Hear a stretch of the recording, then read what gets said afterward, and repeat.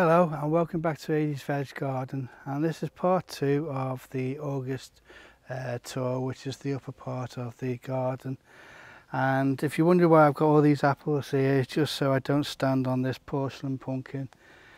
I've changed the potato alley to pumpkin alley. Well, what I'll do is I'll start off with this vertical frame, which again I'm really pleased with. The red curry are flying along, and I am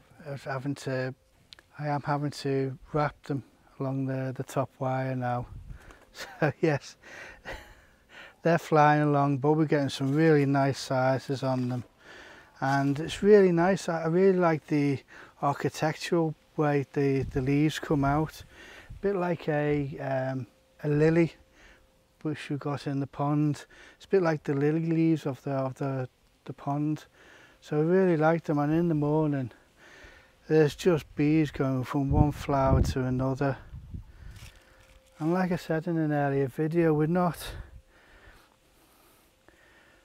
a yellow flower garden.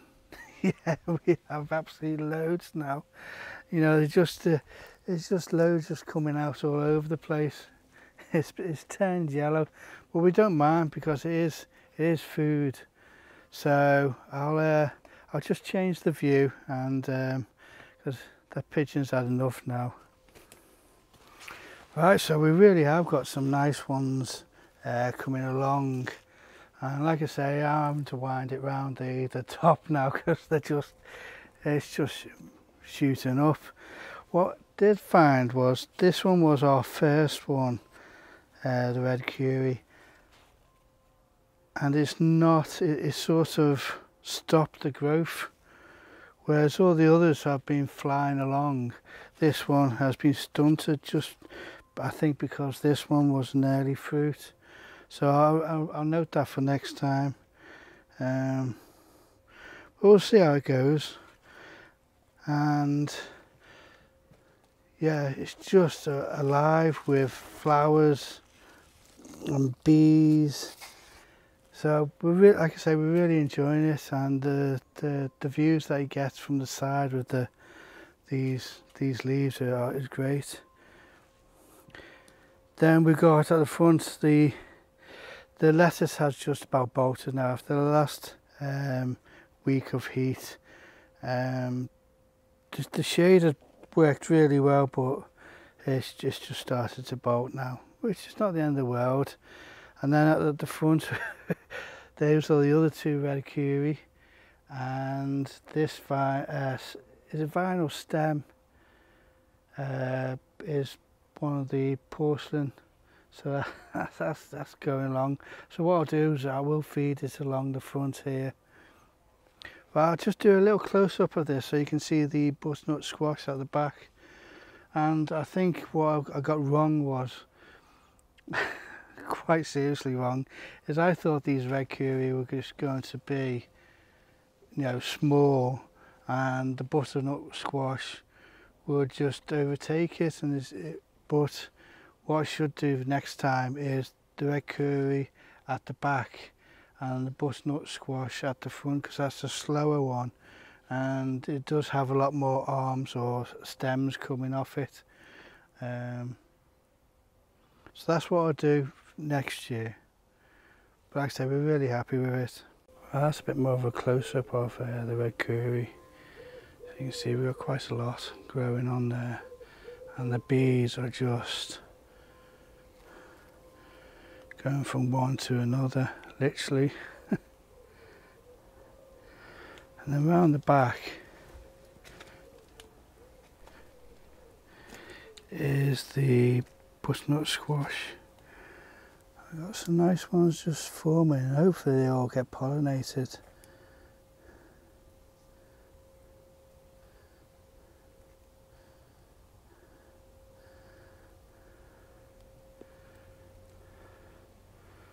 So yeah, and they are quite more of a bushier plant, the butternut squash. You know, this is another arm that's come off, which I need to wind back in again.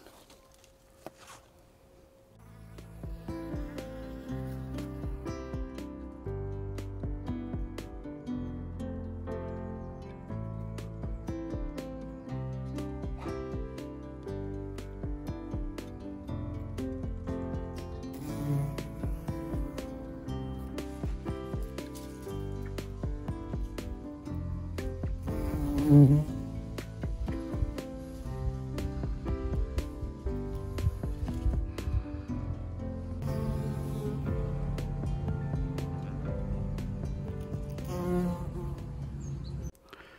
and this is our herb patch, you know, and also look at the, there we go, look at the petunias there. They are literally just 2 plants in some old watering cans, and the dahlia's doing well. The blueberries, they've done quite well for it being their first full year. We did catch the blackbird eating quite a few, but it's okay to share. And then we've got the chives, the rosemary, the cut and come again celery, which we're really using quite a lot. Chives and mint. Yeah, there's this cut and come celery. It's just very thin stem, which is ideal, so flavoursome. And then we come round to the planter, which is just booming with those petunias. I know the sweet peas haven't done that well, but that's just 4 petunia plants, that is. This blueberry bush got frazzled in the last heat wave, but we've given it some feed and it's starting to get some nice growth on it now again, so that's okay. Hopefully that will survive. And then we've got the second flourish of the wisteria, which is really nice. And then talking of second flourishes, if we just come round to the bank, we got a second flourish on the lupin as well, which is great to see. Again, we're really pleased with this bank. You know, I know a lot of the plants have suffered and they're desperate for good water, a good soak. But hopefully everything survives. Where we can do, we've given it a little bit of a watering can water. Right, so this is our second lot of broad beans. We literally cut down the first lot and planted up these, which should already about a foot high, because I planted them up at the end of June. And yeah, hopefully we can get a nice crop in September time. I don't know how it will turn out, whether there'll still be, you know, the big size or they'll be smaller. We would just have to see, and I suppose it's all down to the weather as well. But as long as we get some and we can freeze some instead of devouring them, that'll be great to have the broad beans on toast over the winter as well. Just to remind us of the summer and what's to come next year. Right, so this is one of my favourite views of the garden as I come through the gate. You know, to see it all flourishing away. And I love this view going straight away down these new raised beds. So this is what we've got. We've got on this next new bed, we've got I've planted up autumn kings, which they've done pretty well on the germination.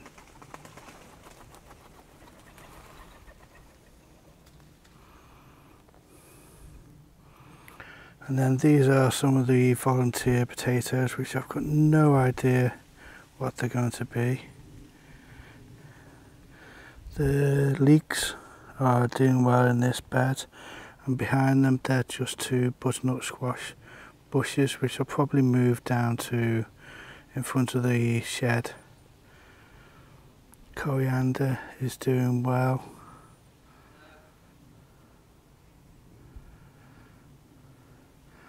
And this is our butterbush alley.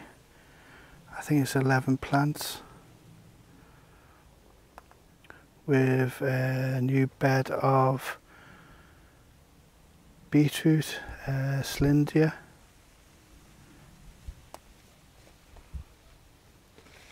And coming down here, I've planted up some new dill, which I'm just going to thin out. I've planted it directly, just to save time with not having to pot it on. The coriander may go to seed because of the heat the last couple of days, but we'll see how that goes. And we're just starting to get the flowers on the butternut, or the butter bushes. Again, we've got autumn kings and the sugar snaps. Not as many sugar snaps have survived, so I may just do a few more seed pods in there just to see if I can get some more in. And then we've got more beetroot and the mange too. And there's some of the flowers for the butterbush. They're all male at the moment, so we'll see how they go. And then this is the view of the walled bank, which quite a lot of stuff has still survived, and even though it's going over now, I mean these Korean mints, the bees again love them.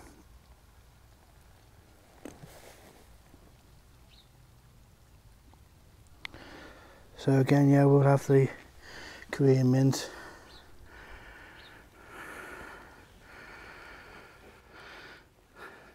The rose I'm just deadheading as we go along, and the hydrangeas, well, they've gone really papery with the hot weather, but it looks like they've survived.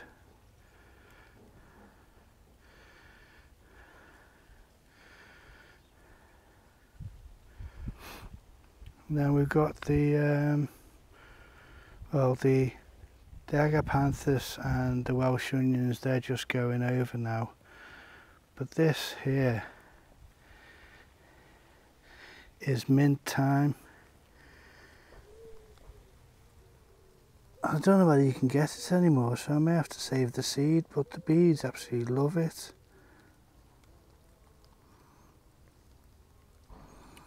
Right, and what I'm just going to show you now is the clip of the newt coming out of the pond.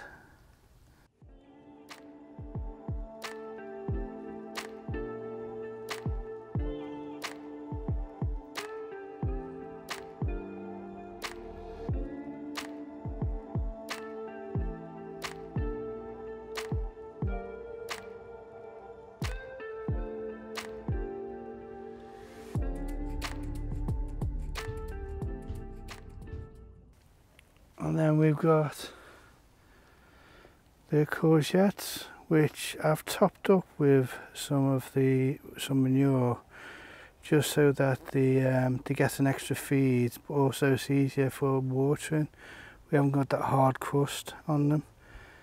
And then it's pumpkin alley,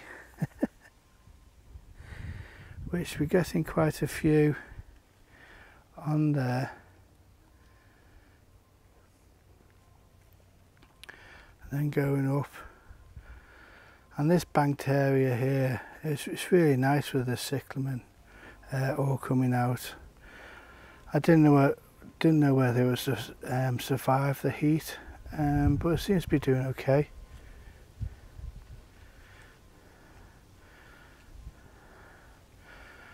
And yeah, we've got some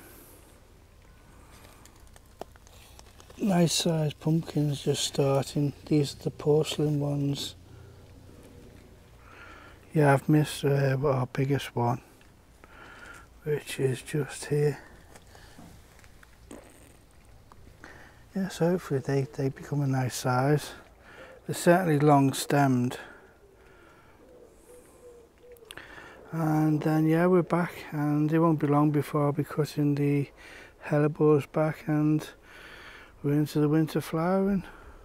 But like I say, at the moment it's really nice with the cyclamen. Right, this apple just literally fell just before I walked over here. That would have been a classic. It literally fell from up there and landed here. So I'm not going to take too long with this. And it looks like it's just about to start to rain as well.